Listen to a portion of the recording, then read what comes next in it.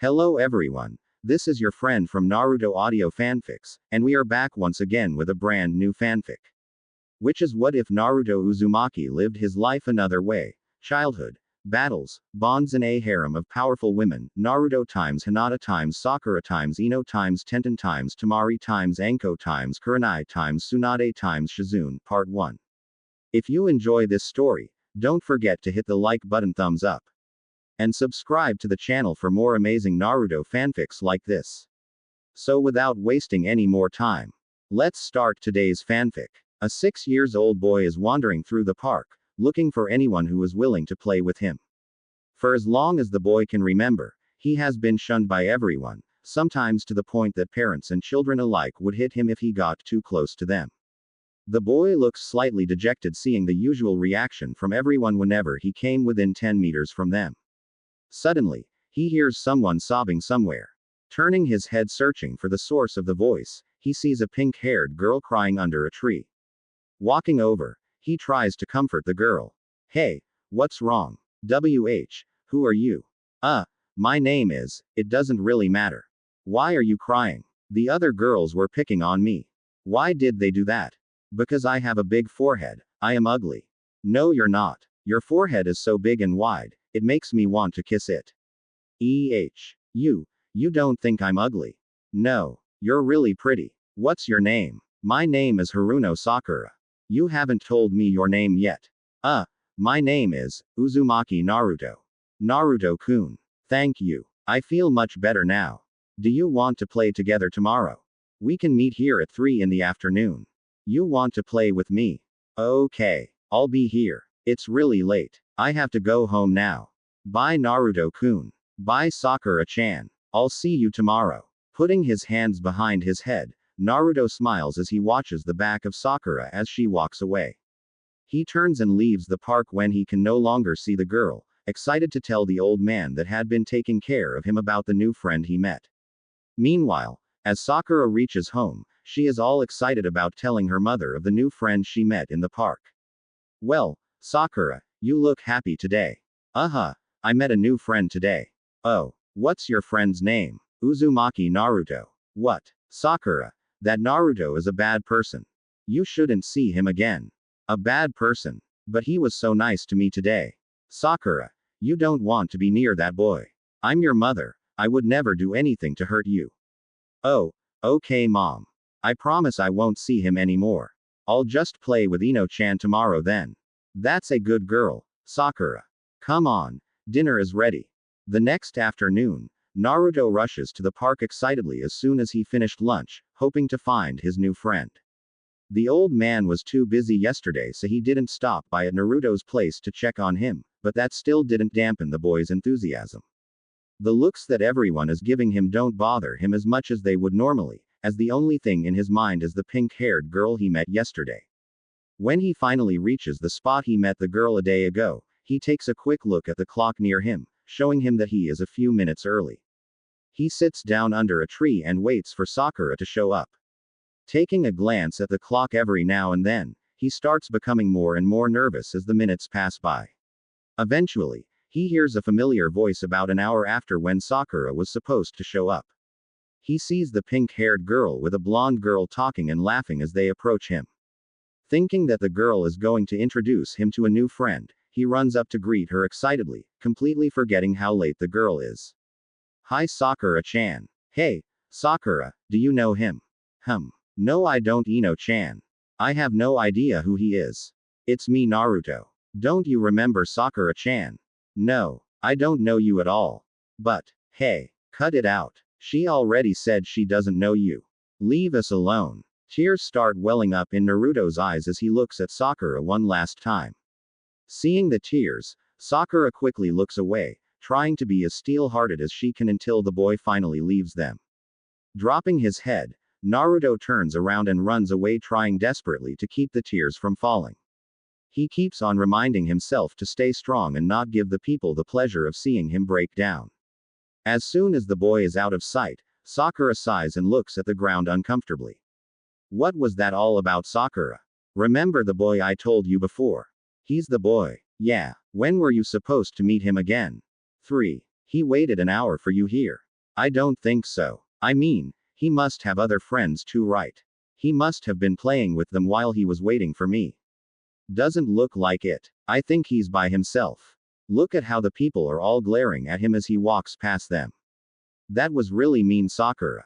Even if your mom said that he's a bad person, he certainly doesn't look like one to me. My mom won't lie to me. I don't think it would make a difference now. Poor boy.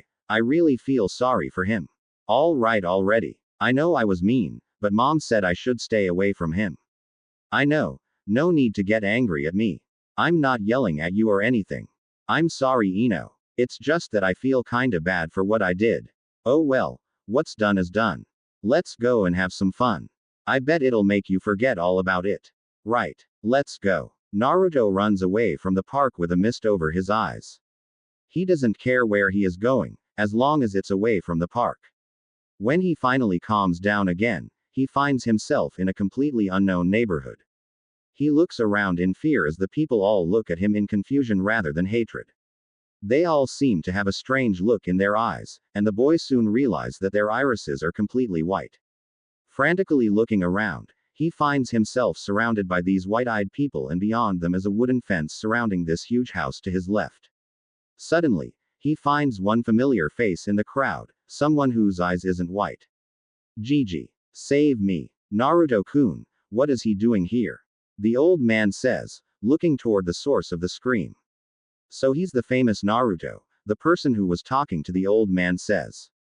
Yes, Hiyashi-san. He is quite the prankster, but he's really a good boy. Gigi. Naruto runs up and wraps his tiny body around the old man's leg as his tears start flowing down his face. He hates it when he cries in front of strangers, especially such a large group of strangers, but with his experiences in the park and his fearful encounters just now, his image is the last thing on his mind. A young girl around his age walks up toward him. When Naruto finally realizes that someone is staring at him, he turns around and lets out a very girly screech, another thing he hates to do in front of people. Gigi. Who are these weird white-eyed people? The girl seems to be hurt by the question as she looks away and begins fidgeting her tiny fingers. The other people in the crowd doesn't seem to be as affected by the boy's statement, but on closer inspection, one can see quite a large number of them are clenching their fist, trying to calm themselves. Naruto. Show some respect. They are the Hyugas, the strongest clan in all of Konoha. Strongest clan. They don't look like food. Clan Naruto. Not clam.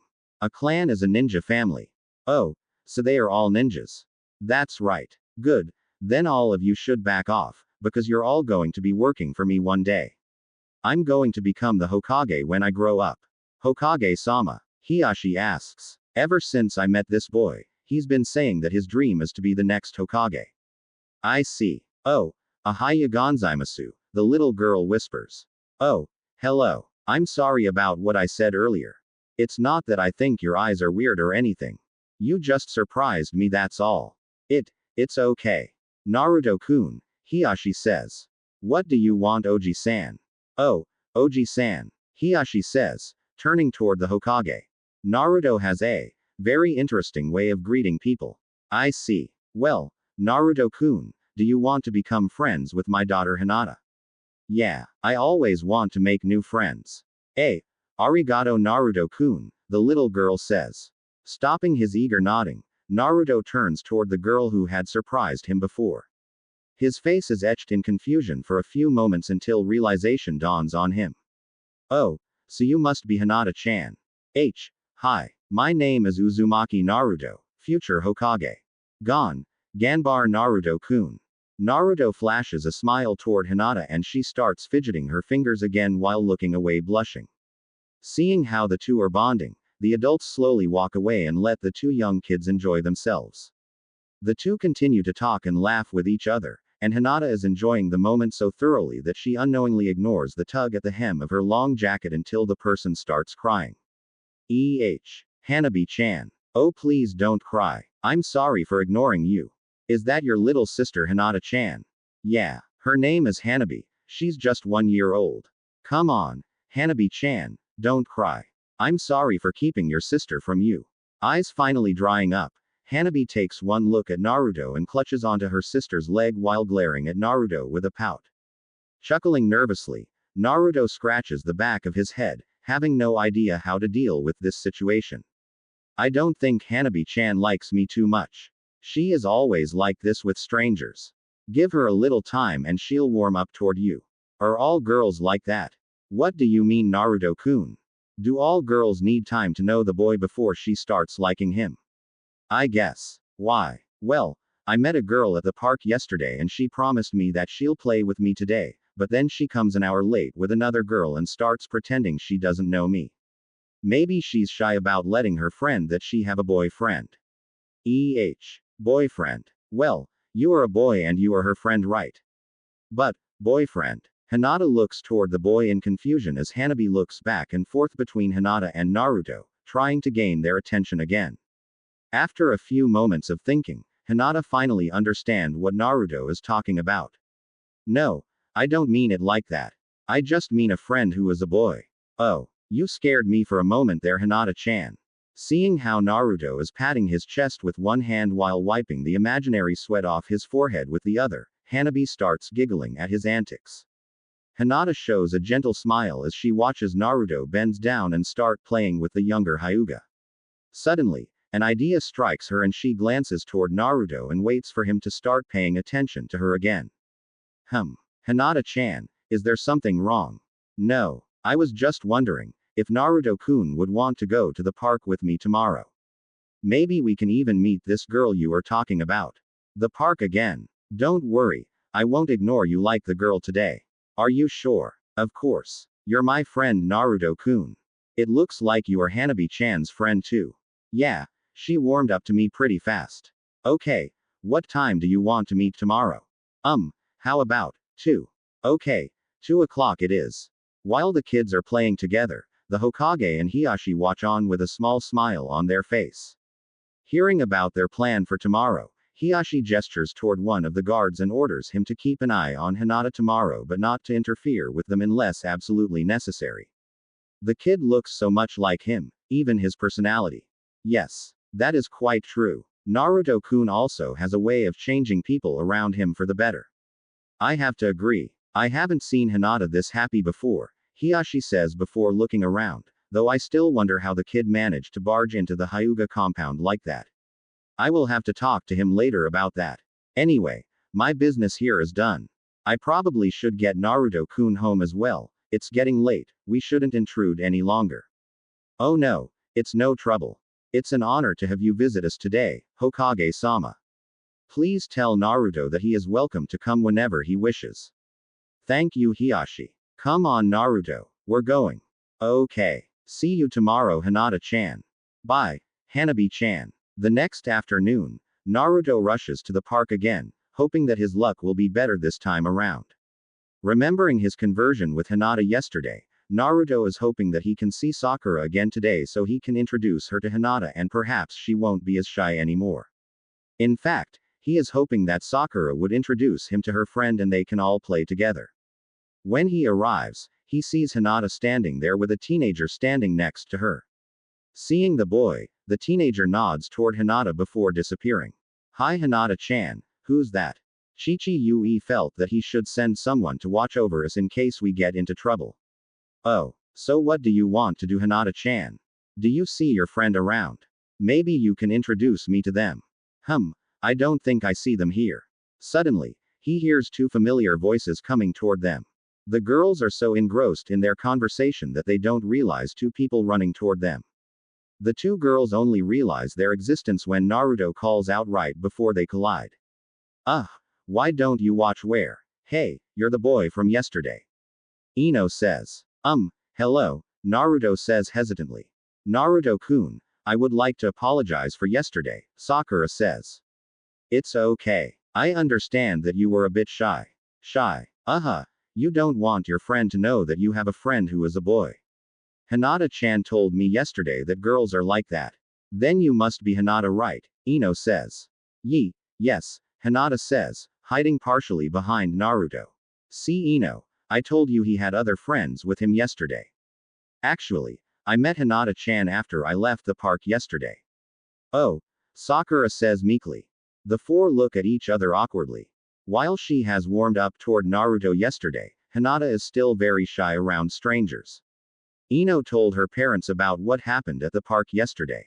After fumbling with the name for a while, her parents finally figured out who she was talking about and confirmed her suspicion that Naruto is actually a very kind, if stupid and brash, boy, and that her father had seen the boy with the Hokage on occasion and asked her to become Naruto's friend, though she doesn't really know how to approach him.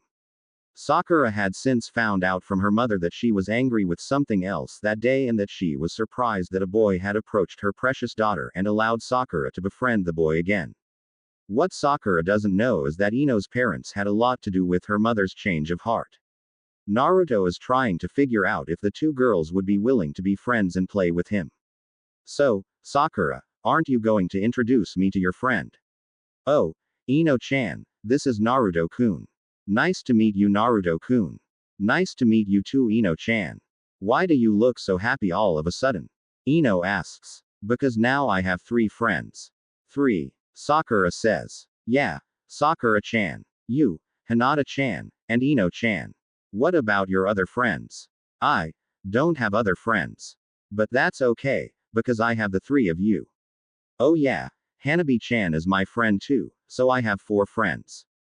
Who's Hanabi? Ino asks. She's my younger sister. I see. Nay, Sakura-chan, Ino-chan, do you want to play with us today? Naruto asks. Okay, but what are we playing? Sakura asks. I don't know yet, what do you think, Hinata-chan? I don't know either. Hey, I have an idea. Let's play family. Family. What is that? Naruto asks. We pretend to be a family. So you would be the father, and I'll be the mother, and. Wait a minute, Ino. Why do you get to be the mother? Sakura says. Well, I came up with the idea after all. I would like to be the mother as well. Now that's dumb. We can't have 3 mothers and no children. Or the 2 of you just want to be Naruto-kun's wife. Sakura starts yelling and chasing Ino around in anger and embarrassment, while the blonde girl is laughing at her pink-haired friend. Hinata's face is so red that Naruto almost comments how much she looks like a tomato, but said boy is too distracted by the antics of Sakura and Ino to notice the blushing girl standing beside him. When Sakura and Ino finally settle down, Hinata's notice someone walking toward them. Tenten-senpai. Ahaya, Hinata-chan. What are you doing here? I'm here with my friends. This is Naruto-kun, Sakura-chan, and Ino-chan. Ahaya, Mina-san. My name is Tenten. Tenten-senpai. Did you just get out of the academy? Hinata asks. Yeah, the classes are hell. The things I do to become the best kunoichi. You are attending the academy, Tenten. Ino asks. The classes are really boring though. I can't wait till I graduate and become a ninja. So, what are you guys doing? Well, Ino suggested that we can play family, but we can't figure out who is going to be the mother, Sakura says. Let me guess, all 3 of you want to be the mother. That's right, Ino says. I can't blame you, with this cutie being the father and all. Tenten-senpai. Hinata screams, blushing bright red. I have a way to solve the problem if you let me join. Okay. The more the happier, Naruto says, trying to end the arguing between the girls. Why can't we all just take turn being the mother? The girls all agree with Tenten's suggestion and start their game, though Ino is a bit upset that she couldn't come up with a solution as simple as that. By the time the girls have to go home, Naruto is utterly exhausted. When he agreed to play the game, he was under the impression that the mother would be doing the housework like all the stories he heard. What ended up happening was that Tenten, Sakura, and most of all Ino kept ordering him around telling him to do all the work. Only Hinata acted like one of the housewives that he heard about. Although things didn't exactly go the way he thought it would, he's still happy that he met 2 more new friends and regained another today. As Naruto is about to leave after saying goodbyes to the girls, the Hyuga guard walks up to Naruto and Hinata and states that Hiyashi had invited the boy to attend dinner with them. When the 2 children reach the Hyuga compound, they find the dinner is a private manner, as Hiyashi, Hinata, and Naruto are the only ones present.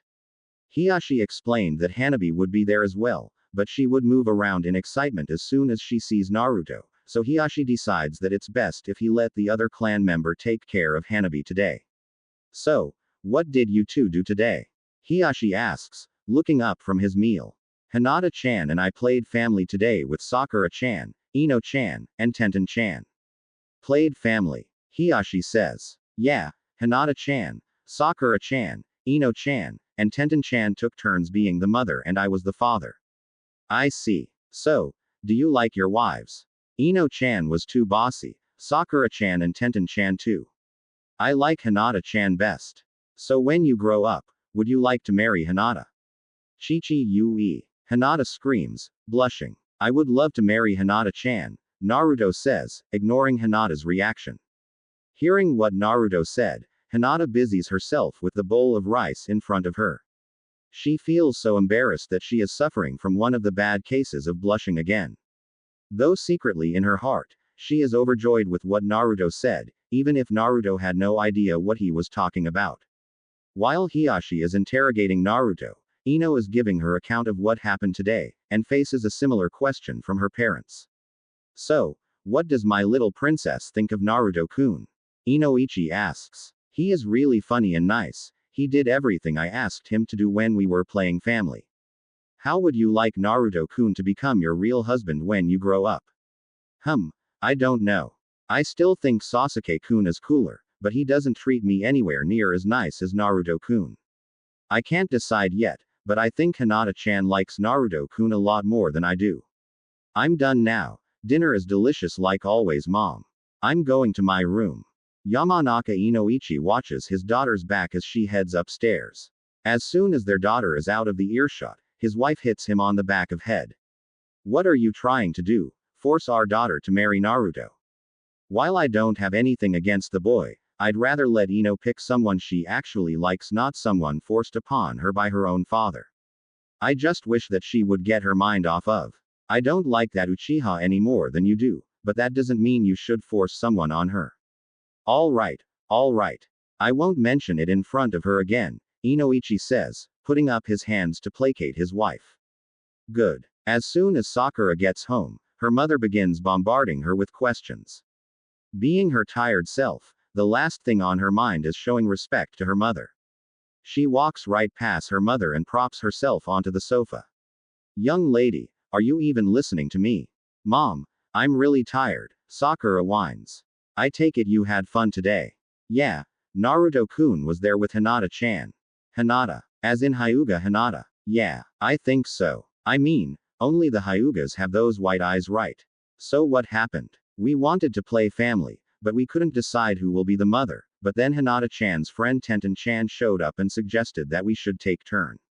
I think Naruto-kun is the most tired one though. Tenten-chan and Ino-chan were really ordering him around. I'm glad that you had fun today. Why don't you go upstairs and change? Dinner will be ready soon. Okay, Mom. As Mrs. Haruno watches her daughter head upstairs, she can't help but to feel glad that the Yamanakas convinced her that Naruto isn't who she made him out to be. Hearing that the boy have befriended the Hyugas only serves to confirm what Ino's parents said. Knowing how her daughter is often subjected to mean comments from others around her age, she is glad that her daughter has gained a few precious friends. Tenten walks home happily. Not only did the distractions make her forget all about the tough day at the academy, she met 3 new friends along with it. Beside, spending time with others beats staying home all alone anytime. Ever since her parents died on a mission, she has been staying at the orphanage. Only recently when she entered the academy did they give her enough money to get herself a small apartment. While it is nice to be out of the orphanage, it is quite boring to be by herself all the time. She tosses her book bag at the hanger without even taking a look, and it ends up hanging there perfectly. Humming as she picks out an outfit, she proceeds to her favorite activity of the day, taking a bath. Ah, this is nice. I hope Naruto-kun didn't mind me making him do all those stuff, but I can't help it, he looks so cute with that little pout every time I ask him to do something. Letting her train of thought run wild, she soon loses track of time. She doesn't come out of her stupor until her stomach starts complaining of its emptiness. Quickly drying herself, she puts on her clothes and prepares a quick dinner. As she prepares for bed, the day's other activity starts coming back to her. Ah, I completely forgot to do homework. Sensei is going to kill me. Scrambling out of bed, Tenten almost tears apart her book bag trying to get everything out. Muttering curses under her breath, she scribbles down all the answers to the homework questions as quick as she can just so she would have something to hand in the next day. If she actually paid attention to what she was writing, maybe she would be able to avoid the strange looks the teachers gave her 2 days later. A year has passed since Naruto and the girls became friends. Through the year, their relationship has been steadily progressing, but it seems that there is a limit to how much it can grow, and it seems that they have reached the limit. Hinata, Ino, and Sakura will be enrolling to the academy this year, 2 years before boys of their age due to the amount of extra knowledge that Kunoichi has to learn before they can become ninjas. Sandaime had seen how depressed Naruto became after he heard about the news. Naruto thinks that they will start drifting apart because they won't be able to see each other as often if Tenten's first year was any indication. After taking everything into consideration, Sandaime decided to enroll Naruto into the academy as well, just so he can be with people around his age more often, not to mention allowing him to spend some time with the girls during the breaks, even if Naruto would have a difficult time handling the classes. He tried to explain the pros and cons of the situation to Naruto, but the boy ignored all the other points as soon as he heard that he can be with his friends. As soon as the Hokage lets the boy out of his office, Naruto immediately heads for the park, where he knows that the girls are waiting. Naruto, where were you? It's not polite to make a lady wait, Ino says with a huff. Lady? What lady? I don't see any lady. Nah, Ru, too. Hey, Ino-chan. I was just joking. Putting his hands up to protect himself, Naruto starts backtracking until he bumps into someone. Turning around, he sees Sakura glaring at him with a dark look in her eyes. Chuckling nervously, he starts backing away from the two angry girls until he bumps into someone again. This time, it's Tenten who has a few training kunais in her hands. Finding himself surrounded by three very upset and very dangerous girls, he appeals to the last person for help only to be ignored with a pout and a turn of the face. A few minutes and a very bloody beating later, Naruto finds himself in the care of the four girls who feel bad about how much damage they actually dealt to the boy. Naruto-kun, are you alright? Hinata asks. Yeah, I feel much better as long as you all take care of me. I wish it wasn't so painful getting to this step though. You deserved it, Tenten says. Oh yeah, I almost forgot. Tenten-chan, can you teach me how to do a henge no jutsu? Why would you need to learn that now? You'll learn it in your first year. Please, Naruto begs. Oh fine. I'll get the textbooks tomorrow. Thank you Tenten-chan. You're the best. Tenten's face flushes from the hug that Naruto gave her. The other girls look on with a small hint of jealousy, but Ino and Sakura quickly shakes it off and begins to daydream about a certain member of the Uchiha clan doing the same to them. Naruto. All right already. Let me go. Oops. Sorry Tenten-chan. So, what are we going to do today? Sakura asks. Actually, I found this really pretty place that I want to show all of you. Really Ino-chan? Well, lead the way.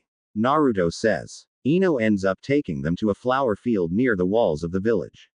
The group is mesmerized by the scenery and decided to make it their meeting spot from then on.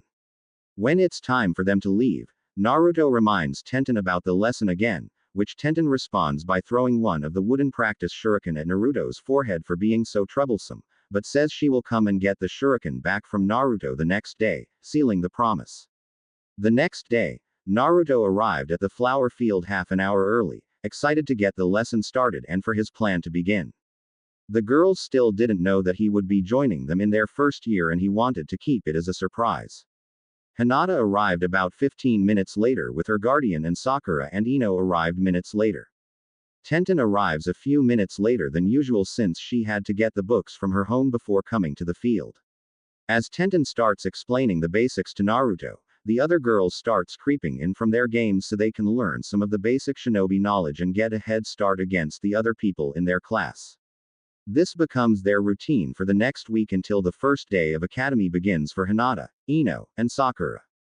That morning, the three girls gather at the front yard of the academy, waiting for their teachers to show up and take them to class with all the other people entering this year after saying their goodbyes to Tenten, who had to rush inside before she's late for class.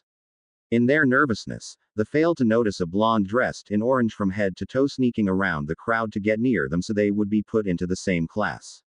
It's not until the girls are seated inside the classroom that they finally see a blonde girl with two ponytails in an orange blouse and knee-high orange skirt with black pants underneath sitting at the same four-people desk with them.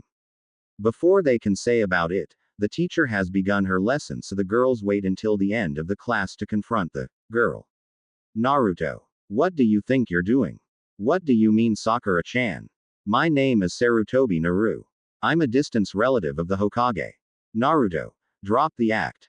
We know it's you. That's why you wanted to learn Henge no Jutsu, isn't it?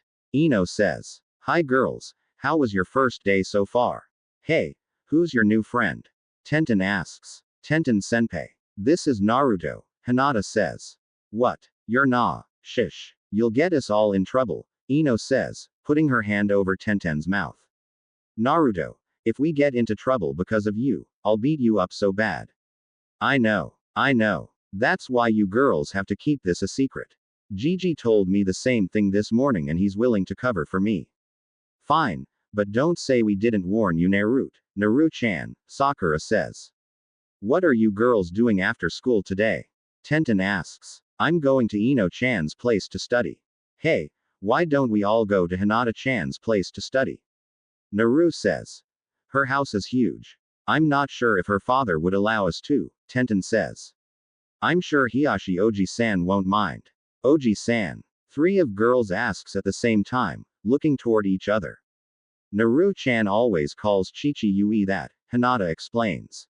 Are you absolutely crazy? Sakura says, hitting Naruto on the head. How can you address the leader of one of the strongest clan in Konoha in that term? Why not? He doesn't mind. Anyway, do you girls want to go or not? Are you sure that Hyuga-san won't? Ino asks. I'm sure Chichi Yui won't mind either. Well, if you're sure, I guess. It's better to study together in a group anyway. I have to tell my parents first though, Ino says. Me too, Sakura says. Well, we should go with you girls. The guards at Hinata-chan's place are really mean, but they won't bother you if they see that Hinata-chan's with you. They are not mean, Naru-chan. They have to be careful as to who they let in.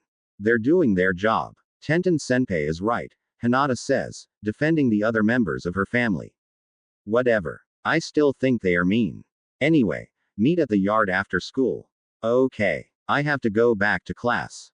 Kurenai sensei is really strict about people being on time, Tenten says, sighing. I wish I still have Susumu sensei as my teacher, but she only teaches first year kunoichis. Tenten, are they your friends? Kurenai sensei. Sorry I'm late. I'm going to class now. Don't worry. You still have time. I'm just curious about your friends. See you. Curious. Tenten says as the entire group stiffens in fear. The group looks nervously toward the Chunin instructor. Kurenai has her attention fixed on the transformed Naruto. While they don't know if Kurenai has seen through the disguise, the look and the smirk she has on her face are plenty unnerving enough for the young minds. You certainly have an interesting group of friends, Tenten. Especially you, little girl, Kurenai says, staring at the transformed Naruto. The group is frozen in place as Kurenai walks toward the classroom, her soft laughter filling the now empty hall. The girls start casting nervous glances toward Naruto, who has a look of pure dread. I think she knows, Naruto says. Does that mean that Suzume-sensei? Ino asks. What's going on? Why aren't you girls in class yet? Suzume-sensei. We're sorry. We're going now, Sakura says. After the girls scramble into the classrooms, Suzume stands there with an amused look as someone walks up to her from the back. Kurenai. Looks like this is going to be an interesting year with this group of students. Absolutely. Through the day, the teachers continue with their lessons as though nothing happened, but the fear had long been branded into the girls' heart. They made sure that they do not make the teachers angry in fear of what they might know. By the time the classes are over, they quickly gather at the yard and leave the academy to avoid another run-in with the Chunins. The girls try to make Naruto dispel the transformation technique as soon as they leave the academy after the school day is over, but Naruto notices how the people are just going about their business when he's in this form instead of sending him hateful glares like they would every time he walks by, so he continues to ignore them until they finally reach the Yamanaka flower shop. Tadaima. Okarinasai. Ino-chan. Ojamashimasu. Sakura says as the girls enter the shop after Ino. Ah, Sakura-chan, you're here too. Who are your friends? This is Hinata-chan, Tenten-chan, and, Ino says. Naruto-kun, is that you? Why are you dressed up like that? Inoichi Oji-san, you are Ino-chan's father. Yes, you mean my little princess didn't tell you. Anyway, what are you doing dressed like that? I wanted to go to the academy with everyone but I'm too young so I used a henge no jutsu to get in as a girl. How did you see through it? Any halfway decent ninja should be able to see through that. Beside, I don't think there is anyone else in the village who dress as brightly as you. Wait a minute, any ninja can see through it. Do you mean that too, San? Well, of course. That means that Kurenai-sensei and Suzume-sensei, Tenten says, casting nervous glance toward the other girls. Did you say Kurenai? She would definitely be able to see through it. She isn't known as the Genjutsu mistress of Konoha for nothing. We're in trouble, aren't we? Sakura says, shoulders slumping. Well, if she saw you and didn't say anything, I think you're in the clear. If she wants to say anything, she would have said it then. Anyway, aren't you going to cancel it or do you plan to have it on from now on? I think my wife would want to see the little Naruto-kun that my little princess talks about all the time. We've been trying to get him to dispel the transformation but he keeps saying something about people looking at him funny, Ino says, crossing her arms with a huff. The look on Inoichi's face tells them that unlike the girls, he knows exactly what Naruto was talking about. The other girls want to ask him what he knows but Ino stops them before they can say anything. She knows her father a lot better than the girls do, and it's not a very bright idea to talk to her father when he's in this mood. Gesturing for the others to follow her, Ino leads the group to the back where the living space is located. After finally calming down, Yamanaka Inoichi go to lock the front door of the shop before joining everyone in the back for lunch. It's pretty easy to get the permission from the parents. After all, it's not every day that your children are invited to go to the compound of one of the most prestigious clan in the entire village. With him putting it back on as they left the Yamanaka flower shop and only taking it off briefly when they were at Sakura's house, the girls finally managed to convince Naruto to cancel the henge when they approach the compound when Hinata says that the new look might scare Hanabi. Tadaima. Okarinasai Hinata-sama. I see you have invited some friends, shall I prepare a meeting room? No, it's okay. We will just study together in my room. Oh, I almost forgot. Hiyashi-sama says that you should go to the clan meeting room with all your guests when you return, the guard says. Chichi-Yue wants to see me. Very well, thank you. I will prepare some snacks for your friends, Hinata-sama. Thank you. The group gathers outside the meeting room as Hinata knocks on the door gently. She opens the door when Hiyashi's voice beckons her to do so. A collective gasp escapes their lips as they see the people inside the room. Suzume-sensei, Kurenai-sensei, Hokage-sama, Hinata whispers. I see that you all have finally made it. We've been waiting for you for over an hour, Hiyashi says, clearly displeased by the lateness of his daughter. The girls quickly form a wall around Naruto to keep him out of Suzume and Kurenai's line of sight. They slowly back toward the door to allow Naruto to escape until they bump into someone standing behind them. Looking up, they see a man in a Chunin uniform with an unlit cigarette in his mouth standing at the door. Asuma Oji-san, Naruto says. Now where do you think you're going, Naruto? We've been waiting for you forever. Hehe. Now why would you do that? It'll be a lot easier to find me at my house. But then it wouldn't be nearly as fun as this, now would it, Naru-chan? Kurenai says, smiling. Kurenai-sensei. Suzume-sensei, I can explain. Oh, that's quite alright, Tenten. There is no need to explain. Sneaking a boy into a kunoichi class, you know the punishment, Susume says. Naruto, I'm going to kill you. Tenten hisses. There will be no killing today. I have already explained everything to Kurenai and Suzume. Of course I was quite surprised myself when he came to me with the henge no jutsu. I never figured out where he learned it from until I realized that he is quite close to you girls and Tenten is in her second year. Of course, teaching someone a ninja technique when the person isn't a ninja is another punishable offense for any academy student and ninjas, Susume says. Naruto, you are so dead. But Gigi didn't say anything about it. It should be alright then, right? Just because I didn't say anything doesn't mean it's not wrong. But this time we'll let it slide. Of course, to be able to use the Henge no Jutsu at your age is pretty amazing, Susumu says. I even made up a new technique with it. Naruto says, eager to show off. Oh really? Mind showing us? Kurenai asks. Naruto steps out from the wall of girls around him and go through the sequence of hand seals with a broad smile on his face. A transformation, and a few seconds later, the Hokage and Asuma are seen unconscious in a pool of their own blood while Hiashi is looking away with a blush on his face. What in the world is that?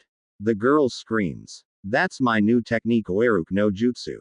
Knocks any man within sight out cold. And makes every woman within sight want to kill you. Why are you girls looking at me like that? Nah, Ru, too, I'm going to kill you. The girls growl. A severe beating and a couple of revived male ninja later, Naruto once again finds himself in the care of the girls, including Hanabi, who sneaked into the room when the girls had their attention set on Naruto. "San, I believe we should make that AB rank forbidden technique, don't you agree, Hiashi-san? Such indecent technique shouldn't be used at all. I say we should just ban it altogether," Susumu says. I'm sure he would reconsider whether he should use it again after what happened. We should refocus on what we are here for, the Hokage says. Oh yeah, why are you looking for me, Gigi? Well, it seems that Kurenai and Suzume are strongly against you entering the academy as a female. Especially after that display, Susumu says. Right. Therefore, please don't kick me out. I really want to learn. No one has doubt that Naruto, but in order for you to enter the academy at your age as if you have the backing of your clan, the Hokage says. But I don't belong to any clan. This is where Hiashi-san comes in. I'm sure if the Hyuga clan is willing to add their support, no one at the council would complain. I would have no problem with that, as long as he enters as himself and not pretend to be someone else. Thank you, Hiashi Oji-san. Oh, Oji-san. Show some respect, you little brat. Oh, that's all right, Asuma. I've gotten used to it. Gotten used to it, Asuma says. That's what he's been calling me since the first time we met. Actually, it would feel strange if he starts calling me differently now. It seems that Naruto has quite a pleasant effect on you, Hisagi-san, the Hokage says. Yes, but the people outside don't need to know that. My clan still has a reputation to maintain. I have to admit, I would never imagine someone from the Hyuga clan to be joking around. While the adults are conversing amongst themselves, the children are all interacting on their own. Whenever one of the girls tries to get closer to Naruto, Hanabi would grabs onto Naruto and glares at the girl, even her own sister. Mine. Now, Hanabi. You have to share, Tenten says. No, mine. Naruto-kun, Ino says, appealing to the boy after conceding that she's not going to get through to Hanabi. Naruto ni sama, Hanabi says, clutching onto Naruto even tighter. My, it looks like Naruto is quite popular amongst the ladies, Asuma jokes. Come on, Hanabi. Be a good girl and share, Kurenai says. Good girl share. That's right. Okay. Kurenai smiles at how the girls swamp Naruto as soon as Hanabi releases her grip on Naruto. Seeing they have completed what they want to do there, Kurenai, Suzume, Asuma and the Hokage decide to leave. Naruto tries to get away by saying he should go, but the girls drag him to Hinata's room, making up an excuse about studying. It has been 5 years since Naruto and the girls entered the academy. During these 5 years, Naruto met several new friends, Rock Lee, Nara Shikamaru, Akamichi Choji, Inuzuka Kiba, just to name a few. However, his relationship with the girls had taken a turn for the worse. Tenten graduated from the academy a year ago and was assigned to a Genin team with Lee and Hinata's cousin Neji under the guidance of Maida Guy. Between missions and training, she doesn't have anywhere near as much time as she had before to hang out with everyone. Even if Lee introduced Naruto to his over-energetic sensei, Naruto spent most of his free time practicing with Guy instead of enjoying the day with the girl. Sakura and Ino's infatuation with Uchiha Sasuke grew with age, and the friendship between them and with Naruto suffered. The two girls would rather spend more time trailing Sasuke around the village and fight against each other than to enjoy the company of the friends from their childhood. As Hinata and Hanabi got older, Hiyashi's expectation of them also grew, and the two girls' relationship with Naruto started to become more of a distraction than a benefit to their training. If Hiyashi has to choose between his daughter's friendship with Naruto and the well-being of his clan, there is no question what his choice should be, no matter how much he likes the boy. On the academic side, Naruto also suffered. Outside of Asuma and Kurenai and occasionally Suzume, Naruto didn't really have anyone to look to for advice until he met Yumino, Iruka and Guy. By then, Asuma and Kurenai had become Junins and didn't have time to spend on Naruto no matter how much they wanted to help him. The result is instead of graduating in 3 years like every other male ninja, he was held back for 2 years. Today is the day of the graduation exam, and Naruto is the only who fails to pass once again. He sits dejected as he watches every one of his friends proudly showing their parents the new hatite. Suddenly, one of the proctors of the graduating exam appears next to Naruto. I tried convincing Iruka, but I never knew that he would be so stubborn. It's okay, Mizuki-sensei. I don't really deserve to pass anyway. Now don't give up so easily. I know of another way of graduating. Really? How? All you have to do is steal the forbidden scroll of seals from the Hokage Tower and learn one of the techniques in it. That sounds easy enough. Thanks, Mizuki-sensei. I have a small cottage on the outskirts of the village. Here's the direction. You can practice there. Thanks, Mizuki-sensei. You're a real lifesaver. That night, the Hokage gathers all the Chunins and Junins to the top of the Hokage Tower, ordering them to track down Naruto and retrieve the scroll. Mizuki initially searches in the area opposite of where he sent Naruto, but he turns around as soon as he feels no one is paying attention to him. Asuma and Kurenai have been suspicious of how Mizuki is constantly looking around himself instead of searching of Naruto, so as soon as Mizuki turns around and heads out of the village, they decide to follow him to see what he is doing. As soon they reach the cottage, Asuma and Kurenai hide from view as they watch the confrontation between Mizuki and Iruka, who had found Naruto there before them. During the ensuing argument, they realize it was all just Mizuki's plot to steal the scroll and kill Naruto to become the village's hero. It is also during the argument that Mizuki said what the two Junins fear the most. He told Naruto how he is the container for the nine-tailed demon that ravaged Konoha 12 years ago. Sandaime had forbidden anyone to talk about what happened to protect the secret from reaching the next generation so Naruto can befriend them after seeing the initial reaction of the older generation toward the newborn baby. In confusion, Naruto flees from the scene with the scroll, leading the senior ninjas on the chase again. When Asuma and Kurenai find them again, they see Iruka lying wounded against a tree with over 100 Narutos beating up Mizuki.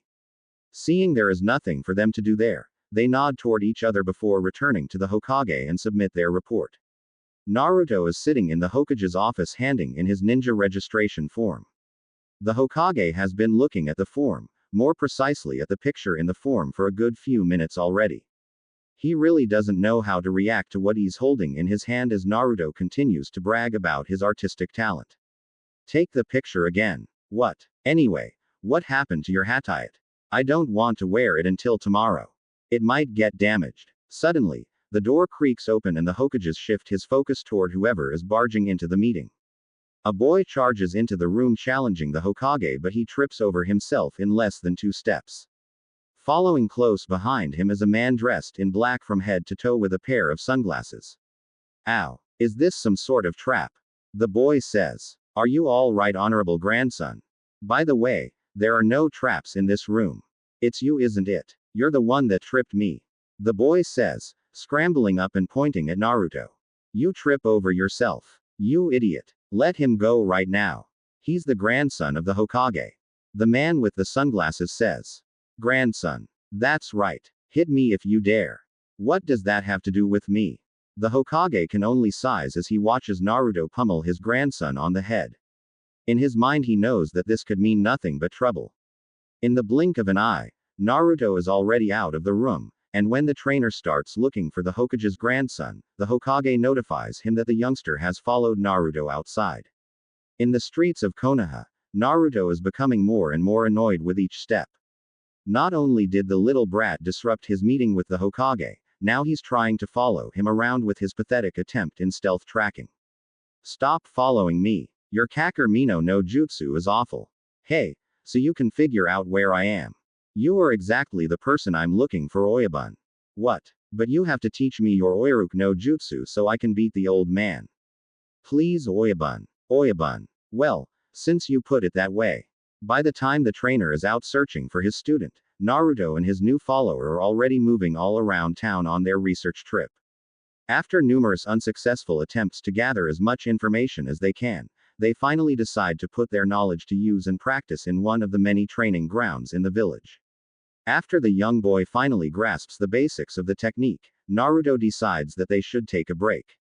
So, why do you want to defeat Gigi so badly? He named me Konahamaru, after the village's name. I guess it's a nice name, but nobody ever address me by it. They only treat me as the Hokage's grandson, no one recognizes me as myself. That's why I have to get the title Hokage. That way, they will all see me as me, not a relative of someone else. Idiot. No one would recognize you. Not everyone can get the title Hokage, especially not a Winnie kid like you. If you really want to become the Hokage, then what? Then you're going to have to defeat me. Finally, I have found you.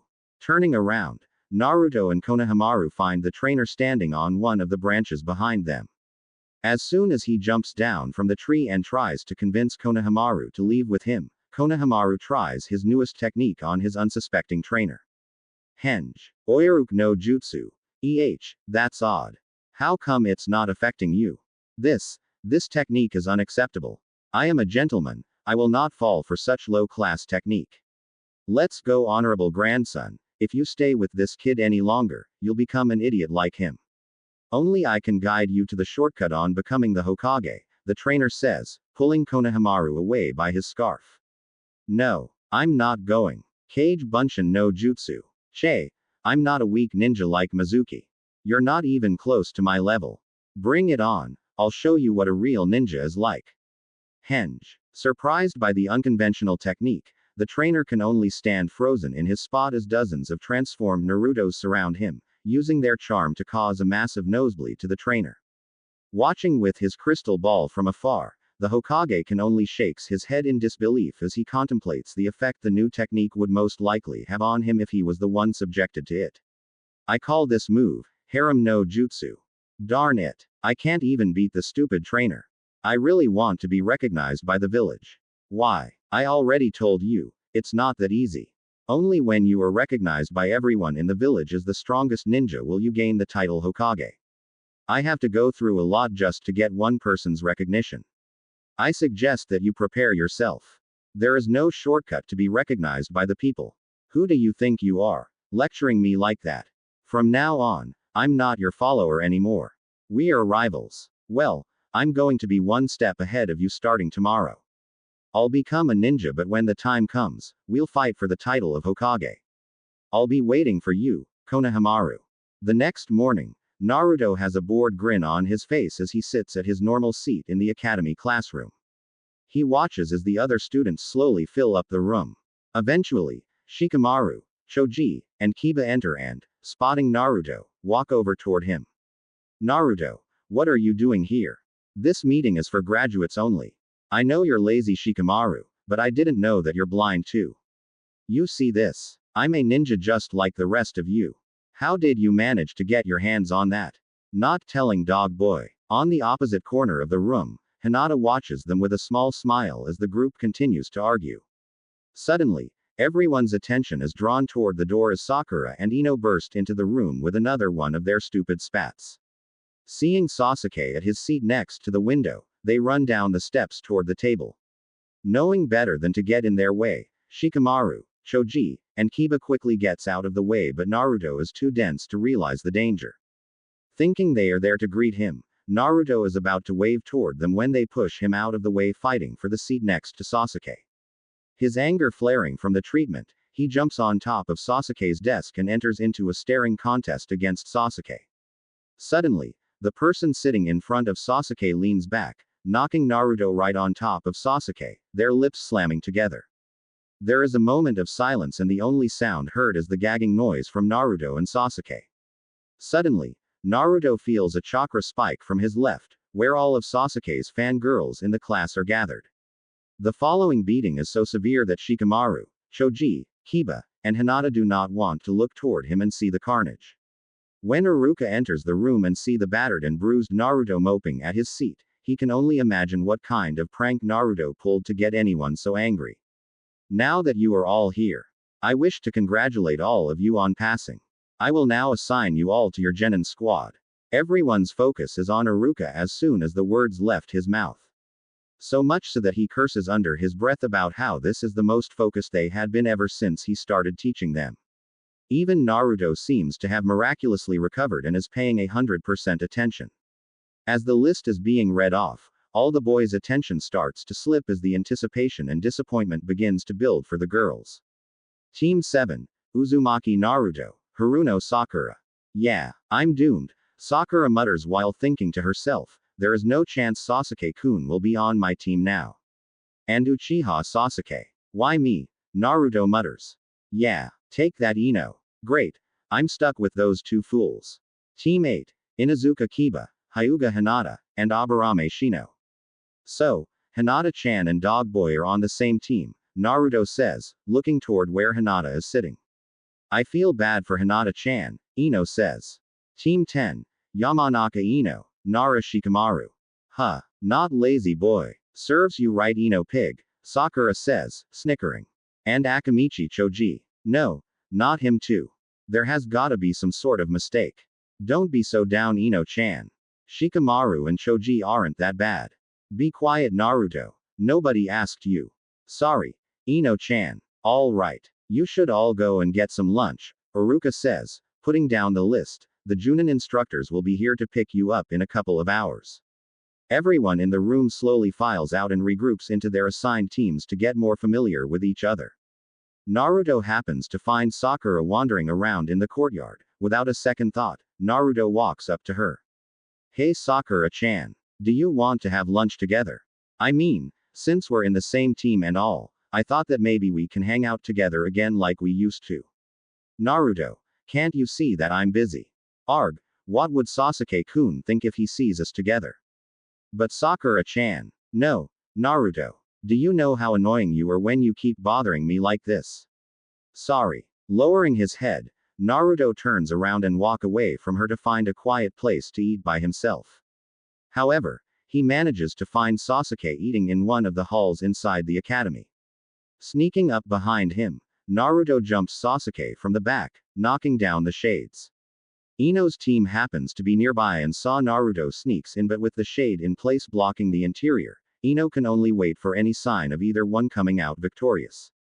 A few moments later, Sasuke climbs out of the window and with a few pats to clean off the imaginary dust particles, heads away from the scene. Ino silently cheers for her idol and makes a promise to herself to get Naruto for even thinking about hurting Sasuke. What she doesn't see is the real Sasuke tied up inside the hall. Transforming into Sasuke, Naruto once again sets out to find Sakura, whom he sees eating by herself on a bench. Snapping out of her trance, Sakura notices Sasuke watching her while leaning against a tree. In her mind, she starts playing scenarios of how Sasuke would woo her and leaves a crying Ino behind. Sakura, your forehead is so big and wide, it makes me want to kiss it. Why did that line sound so familiar? Where did I hear it before? Oh, who cares? Che, that sounds like something the Baka would say. Yeah, you're right Sasuke-kun, though I really wouldn't have minded. Taking a seat next to her, Sasuke starts talking to Sakura about what she thinks about the team. In the bush behind them, Ino is burning with anger as she sees her idol talking and hanging out with Sakura. She's about to jump in and stop them as they lean in for a kiss, but Sasuke suddenly ran away holding his stomach. He's getting cramps from nervousness. I never knew Sasuke is so shy, Ino hears Sakura says. Seeing how Sakura is staying at her spot waiting for Sasuke to return, Ino decides to stay hidden in case she needs to sabotage any further advances in Sasuke and Sakura's relationship. A few moments later, Sasuke comes back, asking if Sakura has seen Naruto. Ino wonders if Sasuke knows she's hiding there by his change in attitude when Sakura starts complaining about how Naruto is a constant bother in her life and how he has no manner because he has no parents. Even if Ino knows that she is lying just to get on Sasuke's good side, Ino still winces from the harshness of her words. The next words shocks Ino even more. It sounds like something that should never Sasuke's mouth considering how close Sakura and him seemed to be just a moment ago.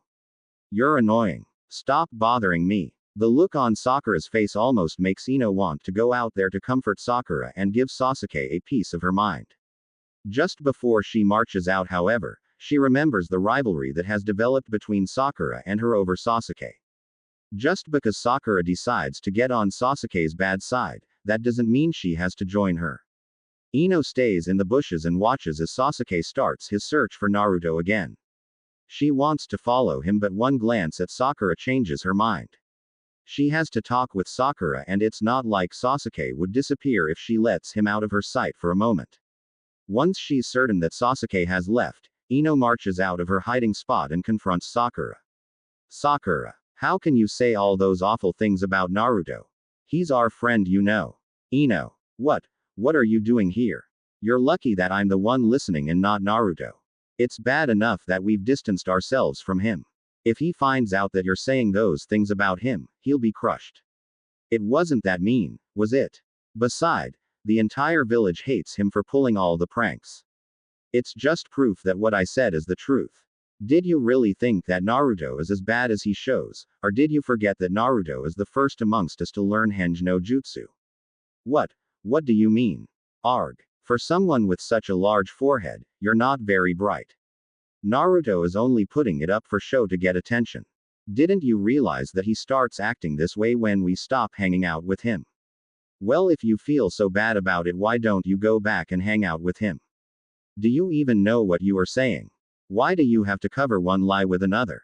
Both of us know that you don't really hate Naruto. Arg. Forget it. Ino shoots Sakura one last glare before going back to her team. Sakura keeps her glare on Ino's back until she is out of sight. In the heat of the argument, Sakura completely disregarded what Ino said, but as she starts to calm down, she realizes the truth in Ino's words. She silently pledges to herself that she should treat Naruto better from now on.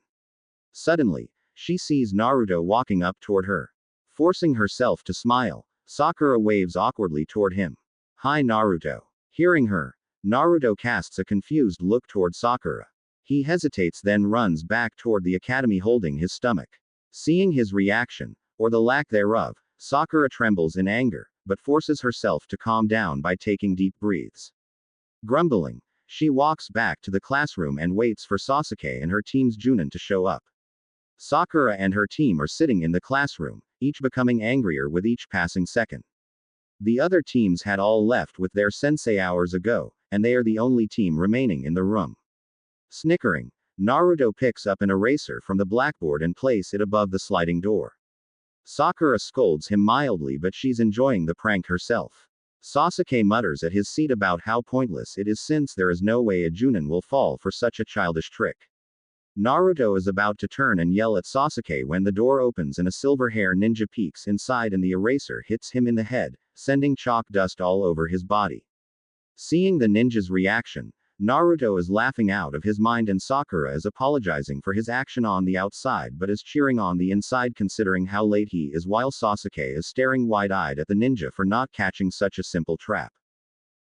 My first opinion of you three, how should I say this, I don't like any of you. But Sen. Well, let's head up to the roof, the Junin says, cutting off what Sakura was about to say. The Junin leads them to the garden on the roof of the academy and takes a seat on the ledge. He gestures for them to sit down in front of him and waits until they are comfortable before speaking. Well, let's introduce ourselves. What should we talk about? Well, I guess a name, some likes and dislikes, your dream, your hobbies, things like that. Why don't you start first, sensei? Me. Well, my name is Hitaki Kakashi. I don't want to tell you my likes and dislikes. I don't really have a dream, and I have lots of hobbies. After all that, we only know his name. Well, let's start from the right. You, the one in orange. My name is Uzumaki Naruto. My favorite thing is ramen, especially the ramen at Ichiraku that Iruka-sensei treats me every now and then. I hate the 3 minutes it takes for instant ramen to cook. My dream is to surpass the Hokage. That way, everyone in the village will respect me. My hobbies, pranks I guess. All right, you, the girl. My name is Haruno Sakura. My favorite thing in the world. More like my favorite person. My dream. Should I really say it out loud? My hobby is, and the thing I hate the most is the way a person constantly interrupting my relationship with a certain someone, even if that person is my friend. Okay. You, in the middle. My name is Uchiha Sasuke. I hate a lot of things and I don't really like anything. As for my dream, I don't have one because it will be a reality. I will restore my clan and kill a certain someone. Well, I guess that does it. We will begin taking missions tomorrow. Sensei, what kind of mission are we going to have? Sakura asks. Well, first of all, this mission is only to be taken by the four of us alone. What is it? What is it? Naruto asks excitedly. Survival training. Survival training. We did plenty of survival trainings in the academy. Why do we have to do it again? Well, this time I'm going to be your opponent. Beside, this is not just any survival training. Well, what kind of survival training is it? Naruto asks. I better not say. If I did, you're just going to give up. Give up. Why? Sakura asks. Out of the 27 students who graduated, only 9 of you would become Genin. The other 18 will have to go back to the academy. In other words, this survival exercise is a test with a 66% failing rate. What? Why? Do you know how tough it was for me to finally graduate? Why do we have to go back? The graduation exam is only for finding potential Genins. As for whether or not you will actually become one or not, that depends on this test. Anyway, I'll be the one judging your skills tomorrow, so show up at 5 and bring all your ninja gears. Oh, and don't eat breakfast, cause I can't guarantee that you'll hold it down. The next morning, 2 half-asleep ninjas and an emotionless one greet each other in the middle of the designated training ground, but Kakashi is nowhere in sight. Sasuke decides to lean against a tree as he waits while Naruto and Sakura slump to the ground with their back against each other holding each other up. The 3 young ninjas are almost asleep when Kakashi shows up at the training ground almost 5 hours later. You're late. Oh, well, you see, I saw this old lady trying to cross the street. Liar. Anyway, let's set the alarm to 12 o'clock. What's that for, sensei? Sakura asks. I have 2 bells here. Your job is to take the bells from me. Those who can get the bell will pass the exam. But there are only 2 bells and there are 3 of us. Sakura says. Exactly, that way at least one of you will fail. And those who don't have a bell when time's up will have to be tied to the training post and watch the rest of us eat lunch. So that's why he told us not to eat breakfast, Naruto mutters. Sensei is evil. You can use whatever weapon you desire. In fact, unless you come at me with the full intention of killing me, there is no way you can get one of the bells. But isn't that too dangerous? Sakura asks concerned. Don't worry. You're not at the level to be able to kill me yet. I'm definitely going to get one of those bells. Bring it on, Kakashi-sensei. There is no way I'll be tied to one of those poles. The weakest dog always barks the loudest. We can all just ignore the dead last. Sakura notices how Naruto's muscles tighten up as soon as he hears Kakashi's words. Before she can even try to stop him, Naruto reaches into his weapon pouch and charges toward Kakashi with his kunai drawn. Before Naruto can even take a step, however, Kakashi is already standing behind him with Naruto's arm twisted around so the kunai is on the back of Naruto's neck. He's fast. I couldn't even see him move, Sakura whispers. So he is a Junin after all. Relax. I didn't say start yet. But you did come at me with the full intent of killing me. I think I'm starting to like you guys more. As soon as Kakashi gives the order to begin, Sasuke and Sakura immediately disappear and hide themselves in the woods around the training ground. Kakashi is about to comment about how they have a good basic knowledge in stealth when he notices Naruto standing in front of him challenging him. Let's go. Me and you, one-on-one. You surprised me last time, but I'll beat you this time for sure. What is that idiot doing? Sakura and Sasuke think at the same time. The other 3 members of the 4-man squad all stare at Naruto in disbelief. There is one thought in their mind, and it revolves around how big of an idiot he is. Sighing, Kakashi turns toward Naruto as he gets into his fighting stance. Ninja Skill Lesson 1, Taijutsu. Naruto is about to charge at Kakashi but stops when he reaches into his weapons pouch. Naruto watches wearily as Kakashi pulls something out of the pouch, then stares wide-eyed as he sees Kakashi starts reading the book he pulled out.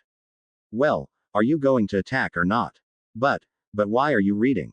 Because I want to see what happens next in the story. Don't worry about it. You won't be able to hit me whether I am reading or not. In his anger, Naruto starts throwing an uncoordinated series of punches and kicks, all of which Kakashi blocked without taking his eyes off the book. On the last punch, Kakashi moves behind him and holds his hands in the Tora seal. That's a fire technique seal. At this range, Naruto's going to. Sakura whispers to herself before screaming, Naruto. Get out of there. He's going to kill you. What? Too late. Konohamaru Hiden Taijutsu Ugi, Senin Garashi. The technique launches Naruto into the river holding his backside. Seeing the splash of water, Kakashi calmly turned the page in his book. That's no ninjutsu. What kind of Ugi is that? It's just a powerful butt poke.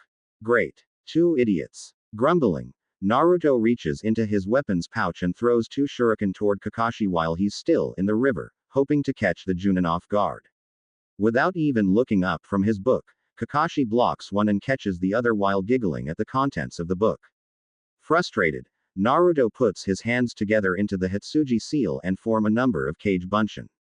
Struggling with an empty stomach through the rough current, Naruto finally gets back ashore huffing and puffing.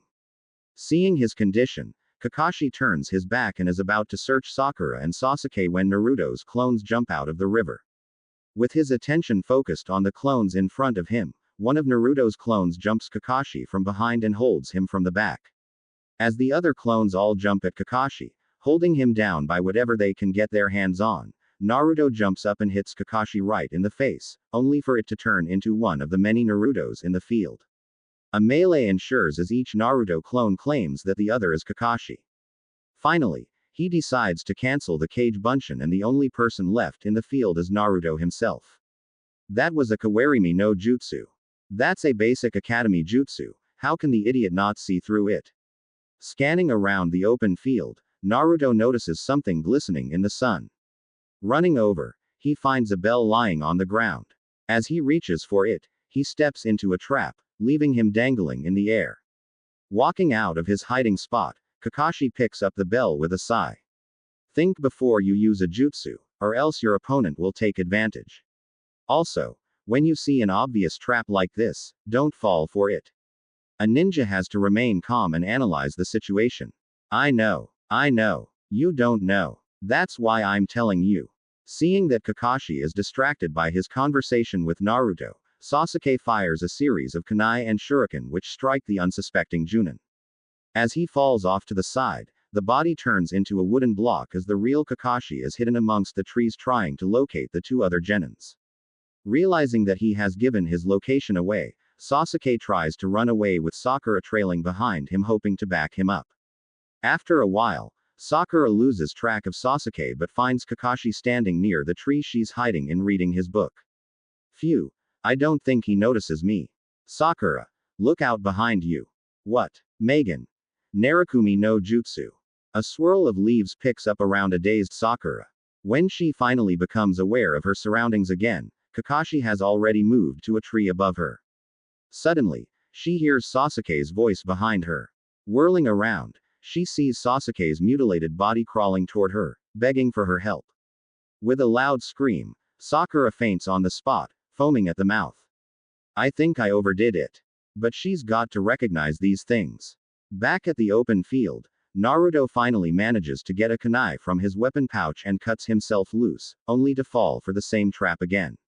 Out of frustration, he starts screaming and struggling out of the ropes again. In another open field not far from where Naruto was, Sasuke picks up the two screams and starts scanning about the immediate area, trying to find the source. Ninja Skill Lesson 2, Genjutsu.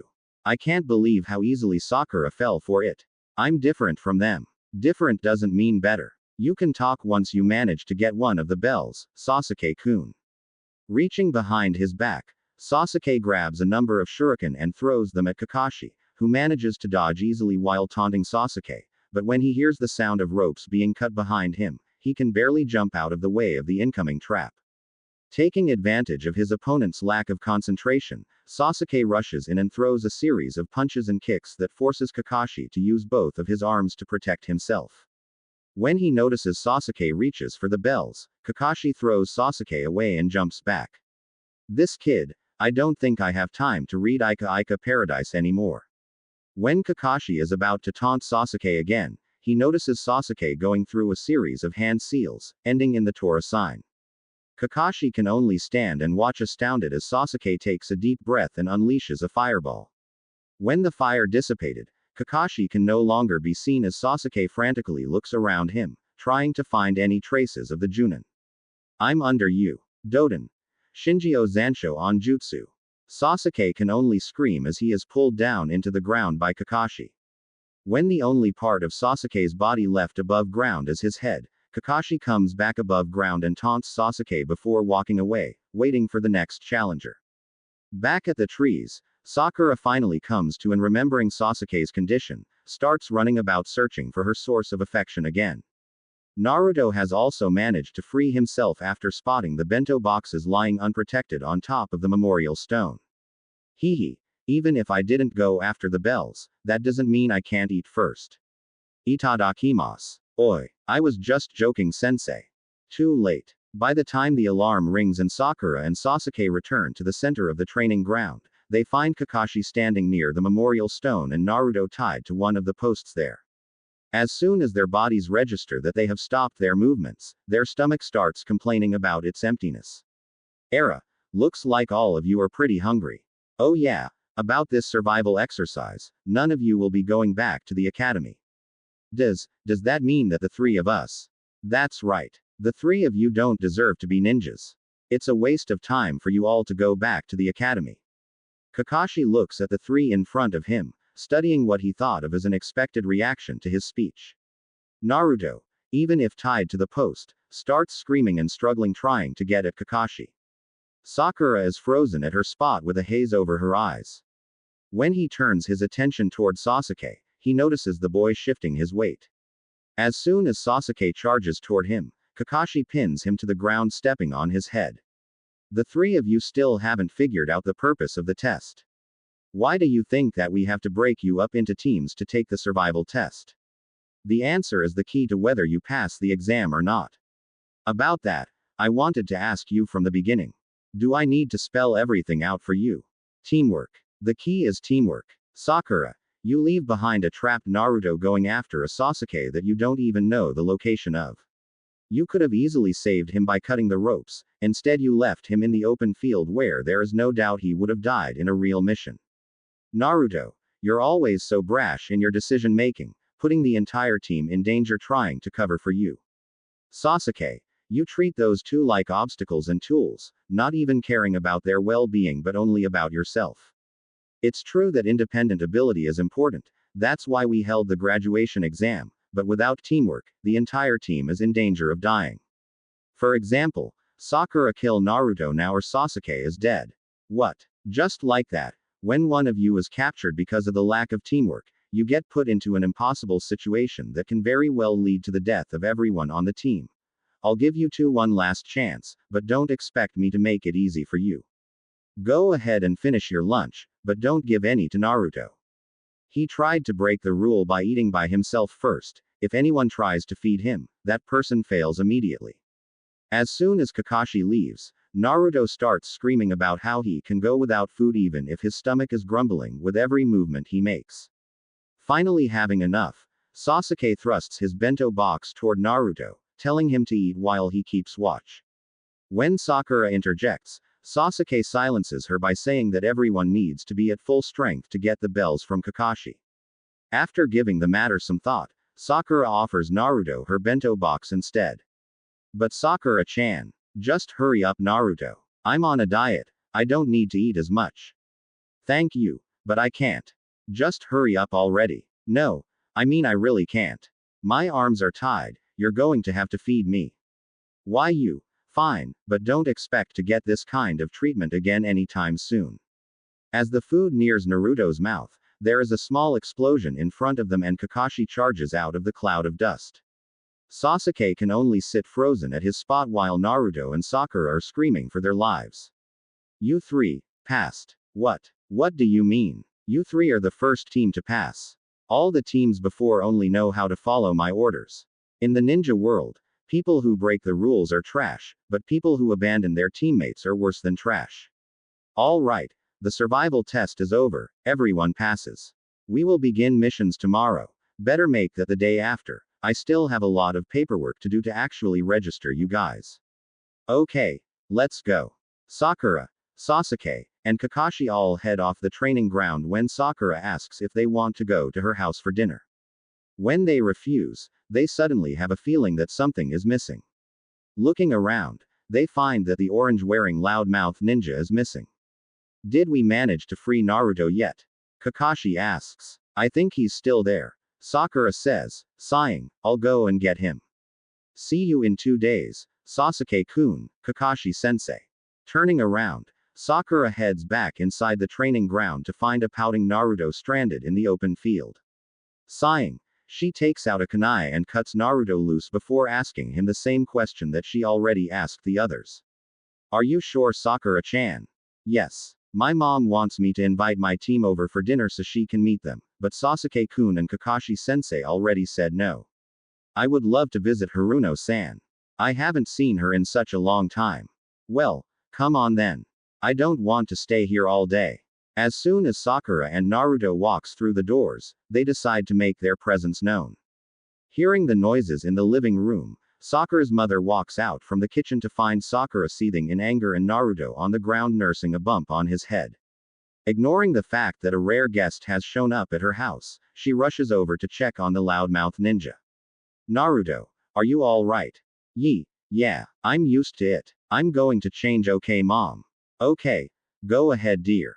As Sakura's mother watches the retreating back of her daughter, Naruto reaches for the tea kettle on the coffee table and pours himself a cup. Noticing the sudden movement behind her, Sakura's mother watches as Naruto holds the cup in his hand, just staring at it. I didn't think that you would keep my cup in the living room, Haruno-san. I haven't visited for so long. I'm glad you realize that. Why haven't you been visiting? Well, Sakura-chan is, you know. Well, you are always welcome to visit me even if Sakura is a bit more hesitant. Yeah, but I don't want to make her upset. I heard that you've been eating nothing but ramen. Hehe. It's the best food in the world. It's the only food in the world that isn't given to you spoiled. Well, you're in for a treat today. After I found out that you were on Sakura's team, I went and did some grocery shopping and fix up some of your favorite dishes. Really? Yeah, Haruno-san's cooking is the best. I'm glad that you appreciate my cooking, Sakura's mother says before turning toward the stairs, unlike someone else in this house. That doesn't mean that I don't like your cooking, mom. It's just that I'm on a diet, Sakura says, walking into the living room. If you say so. Well, why don't you two enjoy yourselves while I start preparing the food? It takes a long time to get everything ready. Oh mom, Sasuke-kun and Kakashi-sensei won't be coming. I expected as much. Don't worry about it dear. Before Sakura's mother can even takes a step away from the couch, a loud grumbling sound emits from Naruto's stomach, followed by a much softer one from Sakura's. They look at each other sheepishly, remembering that they still haven't eaten anything yet. I'll fix some snacks for the two of you. Thanks mom. They all sit in silence as Sakura's mother go in and out of the kitchen and lay out a few small dishes for the two young ninja. Even with the food laid out in front of them and their stomach grumbling, they still remain in their seat, facing away from each other, not knowing what to say. Go ahead Naruto. I thought you were hungry. You are too right, Sakura-chan. I'm all right. Don't worry about me. I'm on a diet. Are the two of you going to eat or not? And Sakura, don't tell me that you're on a diet or I'll stuff them down your throat. Fine mom, I'm eating.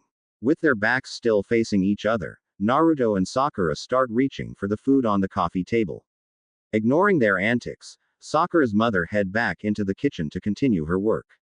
The two young ninjas continue picking off food from the dishes until they both go for the same piece and their hands touch.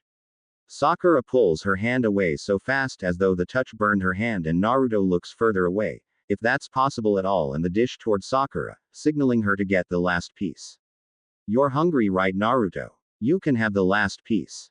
I'm on a diet. I don't want to eat too much. It's okay. I don't want to have a full stomach for Haruno-san's cooking. I haven't had an actual meal in a long time. Dinner won't be for a few hours. Besides, I thought you said you love ramen. I do, compared to everything else that I tried to buy. I see. If you don't pull all those pranks, then the villagers wouldn't be treating you this badly. Hey, I guess. Are you all right, Naruto? You're not your usual cheery self, Sakura asks, turning toward her teammate. What do you mean, Sakura? I feel just fine. Ha ha ha ha ha. See, Naruto, what's wrong? It's just that we haven't been together in a long time. You know, you, me, Ino-chan, Hinata-chan, Tenten-chan, Hanabi-chan. We've all grown up. We have our own lives to live now. I know, but it would be nice to have just one day where we can all hang out together again like we used to. You can't have everything you wish, Naruto, but I guess it would be nice. I haven't seen Tenten-san and Hanabi-chan in such a long time. Oh well, everyone will be busy as soon as we all start taking missions. The next few hours are filled with small talks and occasional apologies from Naruto. When Sakura's mother calls the two children over for dinner, Naruto is already nursing several bumps on his head. No matter how tempted he is, Naruto has to eat with some degree of manner or risk the wrath of two angry females. Having seen Naruto's eating style at Ichiraku before, Sakura and her mother smile at Naruto's attempt, even though it seems very awkward. After dinner, Sakura volunteers to clean the dish, so her mother leads Naruto to the living room to catch up. So it seems that you finally became a ninja. Yeah, it didn't even happen normally either. You always were a special child.